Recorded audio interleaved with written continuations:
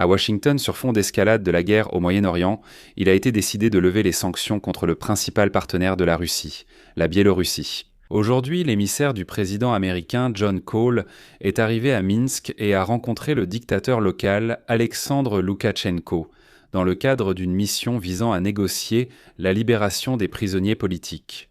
Au cours de la rencontre, Loukachenko a déclaré qu'il souhaitait discuter de la guerre en Iran et de la guerre de la Russie contre l'Ukraine. Par la suite, le régime de Loukachenko a libéré 250 prisonniers politiques, mais, comme vous pouvez l'imaginer, Loukachenko ne l'a pas fait gratuitement ni sans raison. Washington a accepté d'assouplir les sanctions contre le secteur financier biélorusse, y compris Belinvestbank, ainsi que de lever toutes les sanctions restantes contre Belaruskali, la compagnie des potasses de Biélorussie, et Agroroskvit. En fait, les États-Unis ont ainsi légalisé la méthode TOP, le marchandage sur la vie des gens. Loukachenko dit ouvertement « J'ai arrêté des centaines de personnes, je les ai mises derrière les barreaux et maintenant je vais les libérer petit à petit en échange de la levée des sanctions. » Mais ici, il faut regarder attentivement la liste des entreprises pour lesquelles les sanctions ont été levées aujourd'hui et se rappeler que le blocus du détroit d'Ormuz au Moyen-Orient a également entraîné l'arrêt des livraisons d'engrais. Et d'un certain point de vue, il y a une certaine logique là-dedans. Mais examinons cela de plus près. Je m'appelle Alexei Pesci, discutons ensemble de ce sujet. Mais avant de commencer cet épisode, je vous demande de vous abonner à cette chaîne, de mettre un like et d'écrire n'importe quel commentaire sous cette vidéo. Cela aide énormément les algorithmes de YouTube à proposer cet épisode au plus grand nombre de spectateurs possible. De plus, abonnez-vous à ma chaîne Telegram Pesci News, le lien se trouve dans la description de cette vidéo. Nous y publions des actualités en temps réel dès qu'elles arrivent. Soyez patients, nous allons tout clarifier maintenant. Aujourd'hui, l'envoyé du président américain John Cole est une nouvelle fois arrivé à Minsk et y a rencontré le dictateur local Alexandre Loukachenko dans le cadre d'une mission visant à négocier la libération des prisonniers politiques. Enfin, du moins, c'est ainsi qu'elle est officiellement appelée. Lors de la rencontre, Loukachenko a dit vouloir parler des guerres en Iran et en Ukraine. Voici une citation de Loukachenko avant la réunion. Je pense que mon point de vue sur les problèmes mondiaux, surtout sur la situation au Moyen-Orient, ce sera important pour vous puisque vous êtes en guerre contre nos amis. Je suis prêt à discuter franchement de cette question.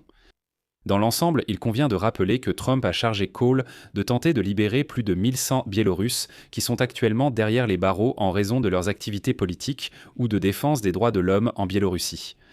Les négociations antérieures ont permis la libération de plus de 100 prisonniers politiques, dont un lauréat du prix Nobel, le prix Nobel de la paix Ales Bialiatski, ainsi que les hommes politiques d'opposition Maria Kolesnikova et Viktor Babariko. Les États-Unis ont partiellement levé les sanctions contre la Biélorussie, ce qui a déclenché un processus très dangereux.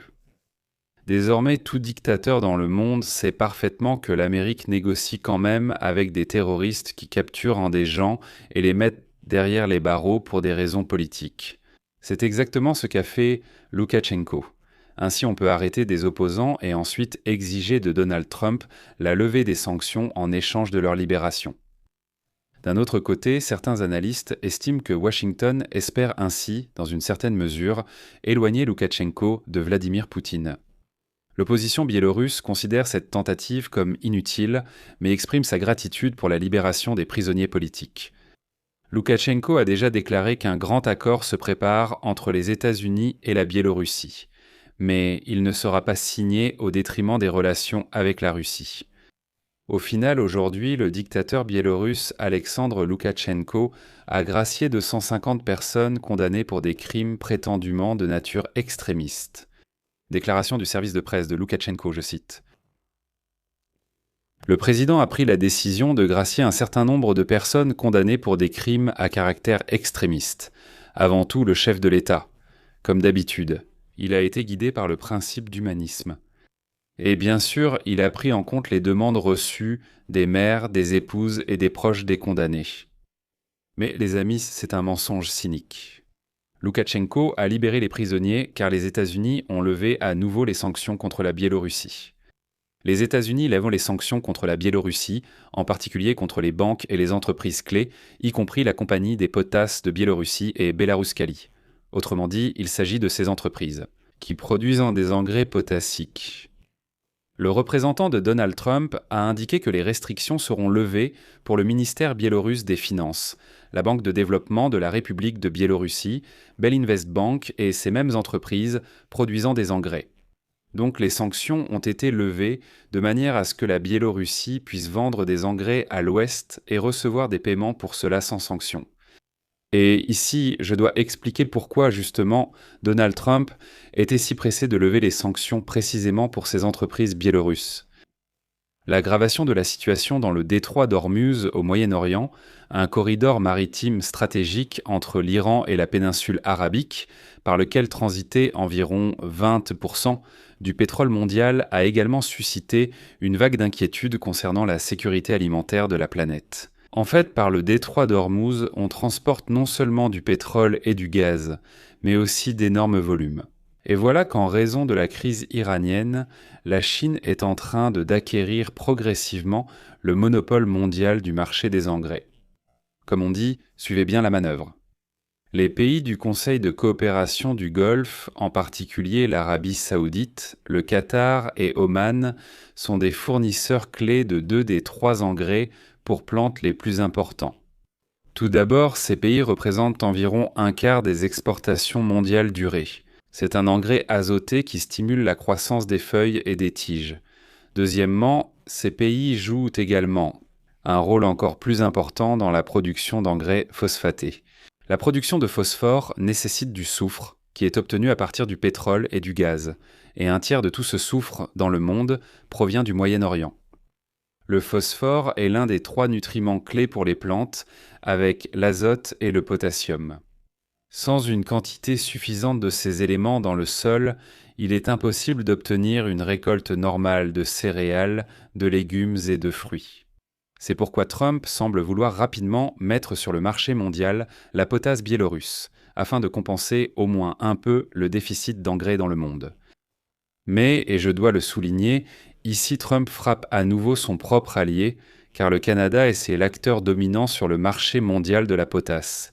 Et c'est justement le Canada qui pourrait actuellement combler le déficit. Mais Trump a décidé de laisser la Biélorussie revenir sur le marché. Mais il faut aussi se rappeler que les déclarations sur une famine massive sont exagérées. Je rappelle que la Russie, malgré l'invasion de l'Ukraine en 2022, a conservé sa position de premier exportateur mondial d'engrais, et les sanctions n'ont rien changé à cela. Les craintes concernant une famine massive après 2022 se sont avérées exagérées. Le niveau mondial de la faim a quelque peu diminué depuis 2022 et non augmenté. Ainsi, la crise actuelle est certes grave, mais elle n'est pas catastrophique. Mais c'est une excellente raison de lever les sanctions contre Loukachenko.